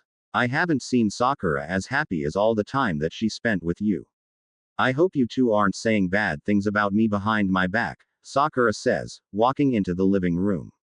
Of course not, dear. Are the dishes done already? Yes, Mom. So, what were you two talking about? Oh, I was just inviting Naruto to stay here for the night. What? The two new Genin scream at the same time.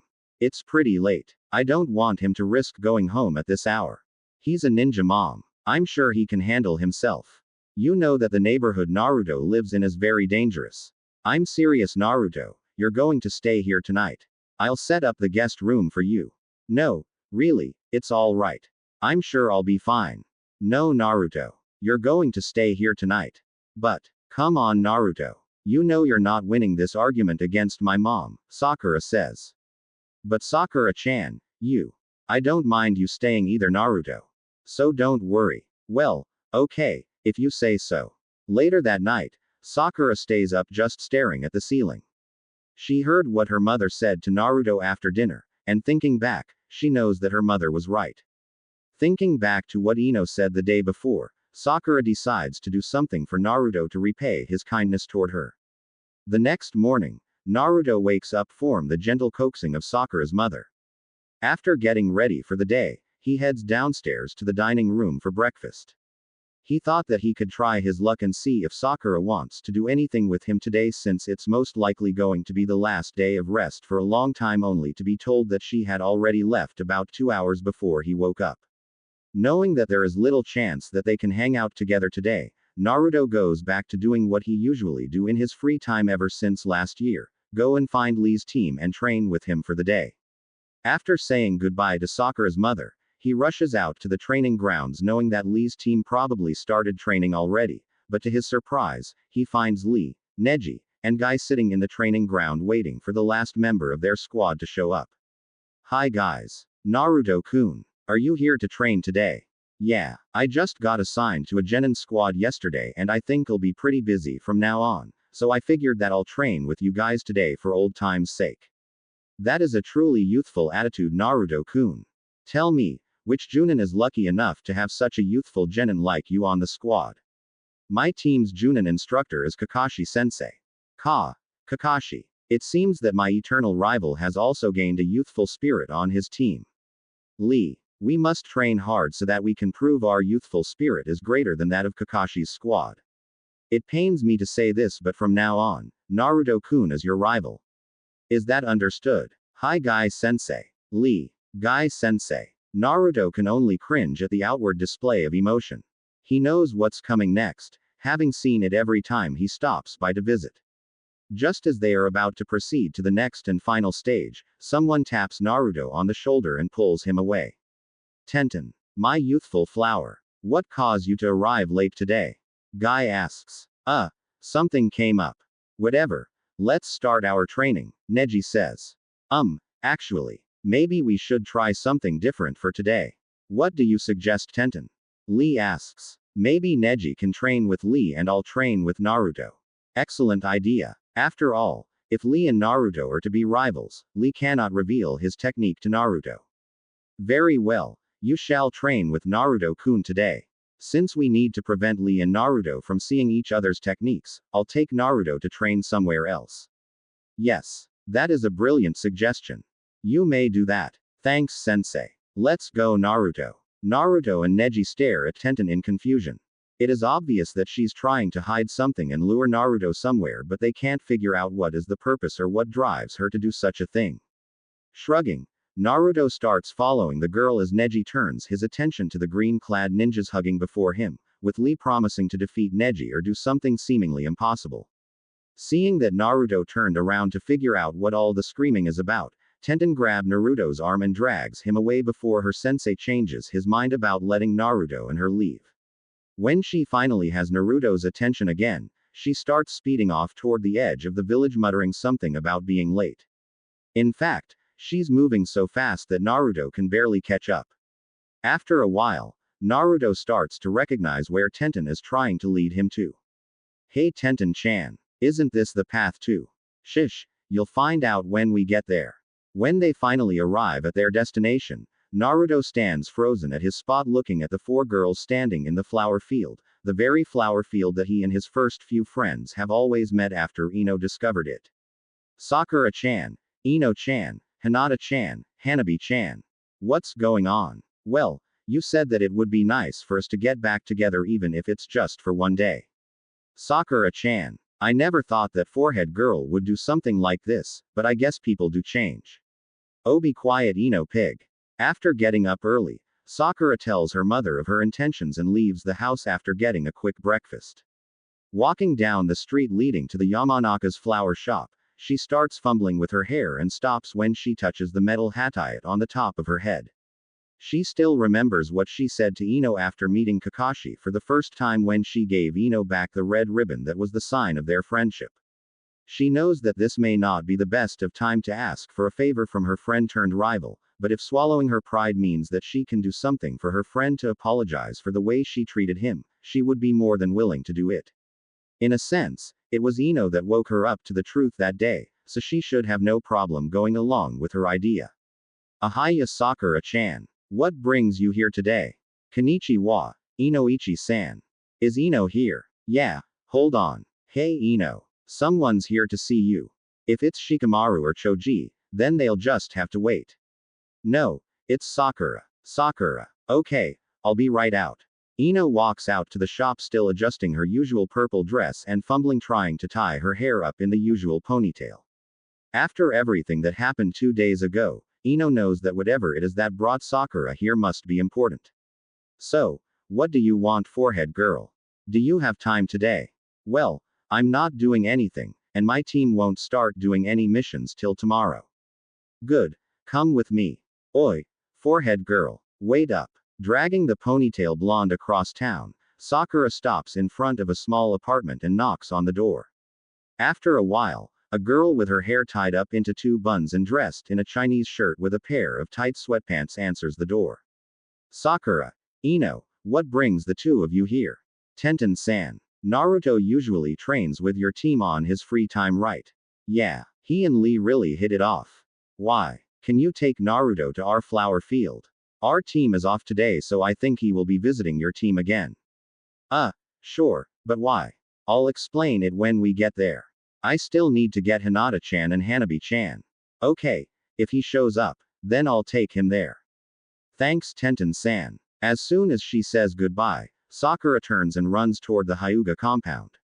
Ino is struggling to catch up to the eager girl, but she manages to stay close enough that when Sakura stops, she only needs a few extra seconds to arrive. Taking a look at each other, Sakura knocks on the front door hesitantly, knowing how cold Hiyashi has become ever since he stopped allowing Hinata and Hanabi to spend any extended period of time with them.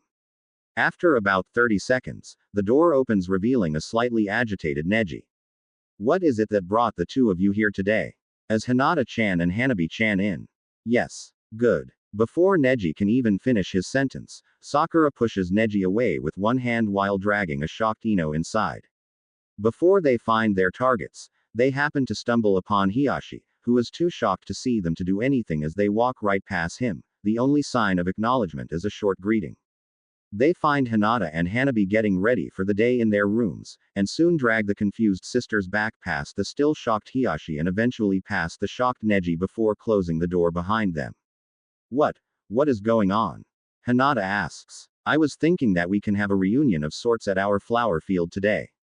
I know that Hiyashi-san probably won't approve, so I have to drag you two out here. Actually, I would allow it this time.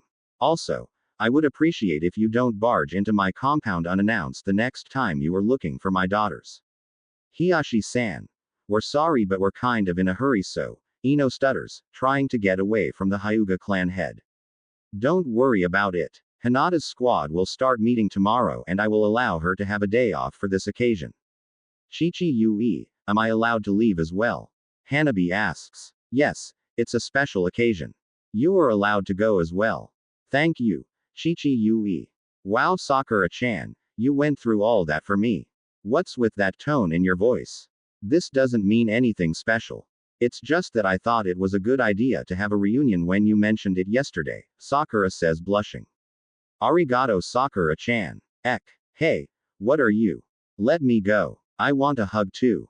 Of course, Tenten-chan. Naruto then, in turn, give everyone a hug. It all went smoothly until Naruto hugs the last girl. The white-eye princess's face turns bright red and, with her eyes rolled to the back, faints as soon as the loudmouth ninja wraps his arms around her. Reaching into her weapons pouch, Tenten retrieves some smelling salt to revive Hinata before lecturing at Naruto for being so forward. They spend the rest of the day catching up and playing, and when it's time to head home, Naruto declares it the best day of his life and promptly thanks everyone by hugging them again, which caused Tenten to bring out the smelling salt for the fainted Hinata for the second time of the day. Team 7 is at the Hokage Tower to report the success of their latest mission and to receive their next assignment. As the Hokage reaches for the D-rank mission pile, Naruto starts complaining about the dullness of the missions. To appease Naruto and reward the team for the string of mission successes, he gives them a C-ranked mission to protect a bridge builder from Nami no Kuni as he heads back and complete the bridge. Am I supposed to feel confident putting my life in the hands of these runts? They look so undependable, especially the shortest one. Kakashi moves behind Naruto discreetly as Naruto starts laughing at the person the bridge builder is talking about. Taking a look at his sides, Naruto notices Sasuke and Sakura moving a step closer to him, showing him that he is the shortest one on the team. Kakashi moves in to restrain Naruto before the Genin can attack the bridge builder, but he cannot stop Naruto's screaming from damaging everyone's hearing. Calm down, Naruto. We can't kill the client. Let me go, Kakashi-sensei. I'll tear him apart. Then we'll see who's undependable. Can't you just knock the dope out? We need to let him blow off some steam, or it'll be worse when he wakes up. Sakura. Tell him to stop, Sasuke says, turning to the last option for help. How? I don't care. Just make him stop. Say you would go out on a date with him or something, Kakashi says, his grip on Naruto starting to slip. What? I can't do that, Kakashi-sensei. He'll tire out eventually, right? Yeah, but we don't want any trouble during the trip either, Kakashi explains. The bridge builder takes a drink from his canteen as he leans against the wall and quietly enjoys the free entertainment. The Hokage and Iruka can only watch on in amusement, though they are pondering what Naruto's antics would do to the village's reputation. Finally, Sakura gives up and agrees, to which Naruto's screams of anguish turns to yells of jubilation. Sasuke and Sakura glare at Kakashi for his failed tactic, and even though Sasuke's reaction is only due to the fact that the screaming got worse, Sakura takes that as a sign of affection. While Naruto is oblivious to the apparent grin on Kakashi's face, Sasuke and Sakura are highly unnerved by it, each trying to figure out what their sensei is thinking.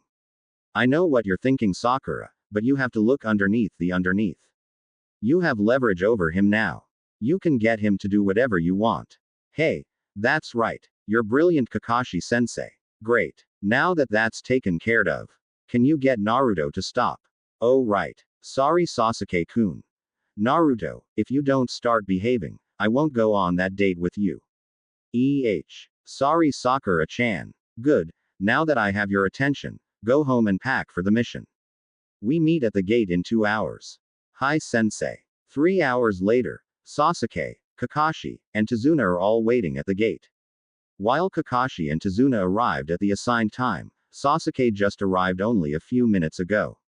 Kakashi can only sigh as Sasuke ignores Tazuna's complaints, knowing that they are embarrassing him in front of a foreign client as their form of silent protest of his perpetual lateness. Sakura shows up a few minutes later, waving toward Sasuke and putting up the fakest smile for Kakashi as she too ignores Tazuna's complaints. Not long afterward, Naruto arrives at the gate smiling and approaches Sakura, completely ignoring Kakashi and Tazuna's existence. Good, now that all of you are here, we can be on our way. Yeah, let's go. What are you so excited about, Naruto? Sakura asks. Of course I'm excited. This is the first time I get to go outside the village. Besides, the faster we get there, the faster we can be done and come home, and the faster we can go on the date. Don't remind me. Remember, Sakura, once you do this, you would have complete control over him, Kakashi says. If you are so excited about it, then why are you late for a whole hour? How can I feel confident about putting my life in the hands of someone who can't even show up on time? Don't worry, Tazuna-san. I'm part of the mission as well. You're even worse. Your subordinates are late and you did nothing about it. How do you expect to make them respect you and listen to you? Well, about that. Taking out his book, Kakashi gestures for his team to fall into formation to protect the client and be on their way, completely avoiding the barrage of questions and criticisms from Tazuna. About an hour into their traveling, Kakashi glances at a puddle in the middle of the path but says nothing about it and goes back to reading. As soon as the group walks past the puddle, 2 ninjas leap out, a spiked chain linking the 2 of them. Wrapping the chain around Kakashi, they rip apart the Junin in front of his shocked students. Next they decide to go after the person closest to them. Naruto is so stunned that he barely has enough time to get out of the way, but not before getting a cut on his hand from one of the ninjas, Claw. Seeing that the 2 ninjas are charging toward the client, Sakura shakes out of her stupor and moves in front of Tazuna even though she probably has little chance of surviving. Seeing her reaction, Naruto tries to get up and help her, but Sasuke jumps in and knocks them away before pinning them to a tree with a kunai through the chain. As soon as the 2 ninjas break free, Kakashi appears and knocks them unconscious. Looking back toward where their sensei used to be, all they see is a bunch of wooden blocks. Good job, team. Kakashi-sensei. Sakura says. Sorry I didn't come out sooner, but I want to see who their target is, and I think you have to answer a few questions to Tazuna-san. Naruto, is your hand all right? Sakura asks. I think so. It's not a really big wound. Naruto, you should be careful. That claw was poisoned. Kakashi says. What? We need to get Naruto back to the village for treatment. Beside, we are just genins, we can't fight in this kind of ninja battles. We won, didn't we? You 2 weaklings can go back. Kakashi and I can handle pawns like them. Don't talk to Sakura-chan that way. You're one to talk. You're the only who got hurt. Even Sakura did more than you. Maybe you should just run back to Konoha crying about your hand, Yujiro Tonkachi. You 2 are just in the way. That's enough, Sasuke. We are supposed to work as a team. Though we do need to treat that wound. Shut up. Taking out a kunai, Naruto stabs at the wound and the others all watch in shock as the blackened blood splatters onto the ground. When Sakura finally gets over the shock and looks up from the pool of dark red liquid on the ground, she barely catches the end of Naruto's pledge. Rushing over, she checks on Naruto's hand, not at all surprised to find the wound slowing closing, having seen it along with the other girls as children. Sighing, she takes out some bandage and wraps it around the wound, lecturing him in the process. After everything is taken care of, the team decides amongst themselves to continue with the mission. Tazuna points out the direction to the dock where one of his friends is waiting to take them to Nami no Kuni. During their travel and through the boat trip, Tazuna explains everything relating to the situation at Nami no Kuni. By the time Tazuna ends his story as they arrive, each member of the team has a different reaction. Naruto is seething in anger from Getu's treatment of the people. Sakura is concerned about how many more strong ninjas someone as powerful as Getu can send their way. Sasuke is excited about the very prospect that Sakura is concerned with. Kakashi, with what little can see of his face, shows signs of indifference to the situation. With the group trying to avoid Getu's men, they land a small distance away, then travel by land back to Tezuka's village. Suddenly, Kakashi yells for everyone to get down as he pushes Naruto to the ground. Behind him, Sasuke and Sakura push Tazuna down before hitting the deck themselves. A giant sword spins over them and embeds itself in a tree. In a swirl of water, a ninja appears standing on the blade. Hand over the old man and nobody gets hurt. Who do you think you are? Naruto, calm down. I'll take him on. He's out of you guys' league, just focus on protecting Tazuna. Ah, the famous copy ninja Sharingan Kakashi. No wonder the Oni Kyodai were defeated so easily. Kurigakure no Kijin, Momochi Zabuza. I would never have guessed that someone like you would be working for someone like Getu. It's a way to make a living. Plus he can help me avoid the Oinen. Regardless, if you are not going to hand the old man over, I guess I'll have to take him by force. If you are going to be my opponent, looks like I'm going to need this. Reaching up, Kakashi lifts the hatayat from his left eye. Naruto can only stare at the blood-red eye in shock, but if anyone is paying attention, they would see that Sasuke is the most shocked out of everyone.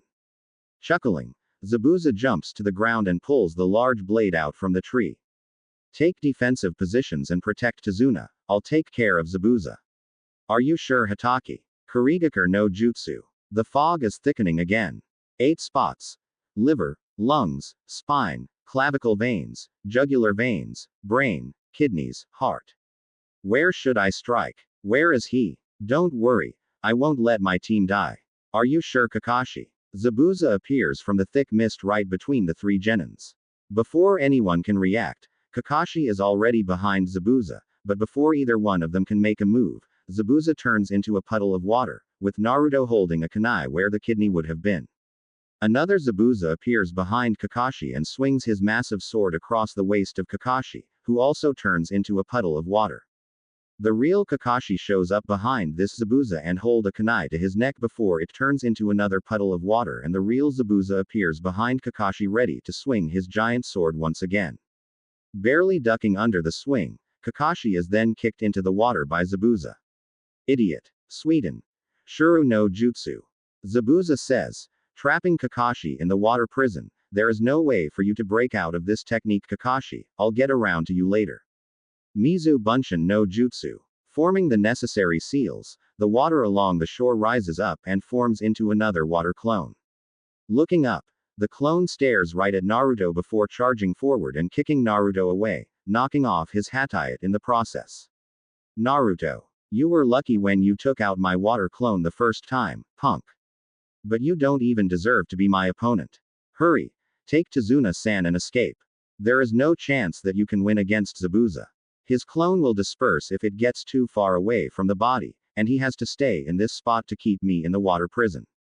Slowly getting up, Naruto stares at his hatayat under the foot of Zabuza.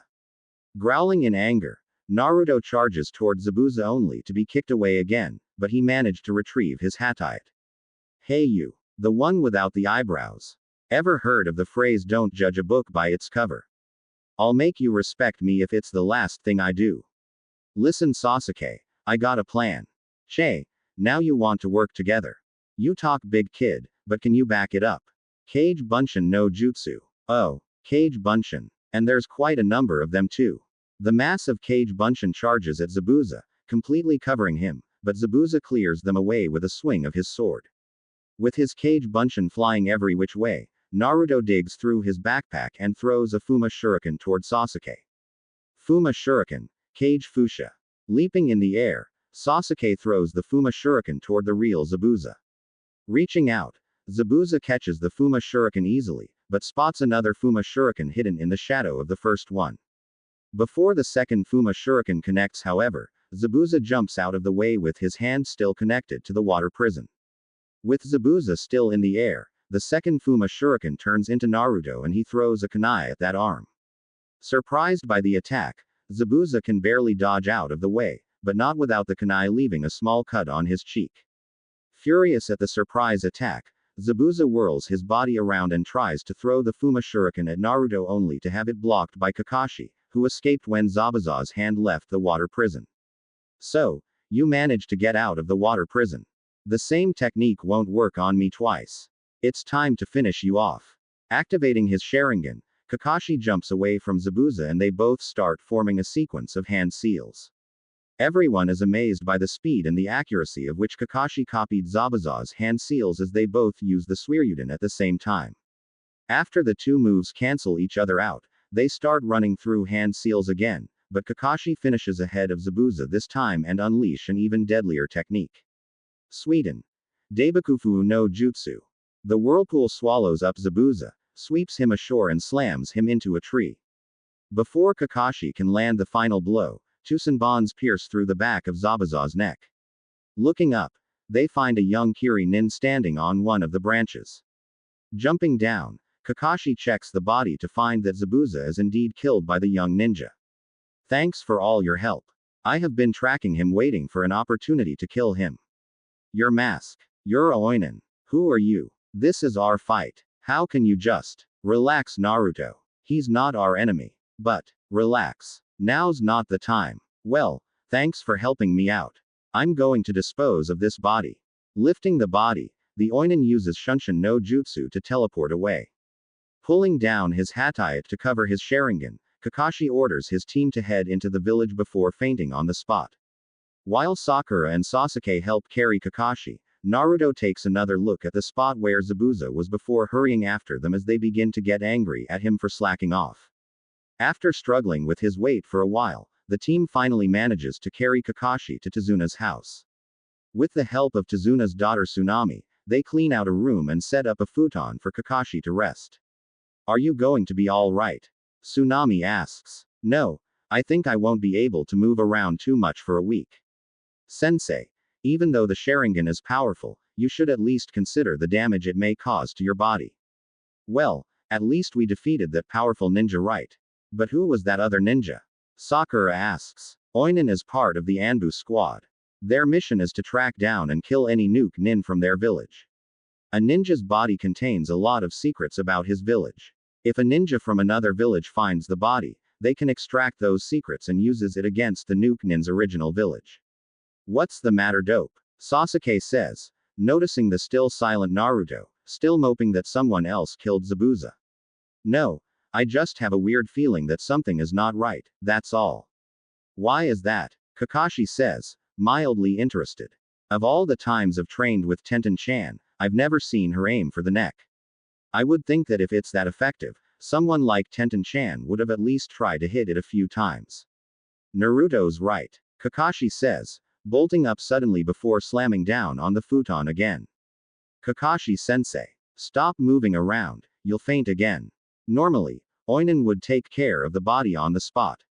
So what? Sasuke says. You still don't understand. What did the boy do with Zabuza's body? We don't know. He took it away, Sakura says. Exactly. If he needs proof, all he needs to do is take the head back. More importantly, the weapon the boy used aren't exactly a weapon of choice for killing others. That means Zabuza is still alive. It's true that I did check his body, but I'm afraid it's only a temporary death. So what are we going to do now? Sensei is still bedridden. What if Zabuza comes back?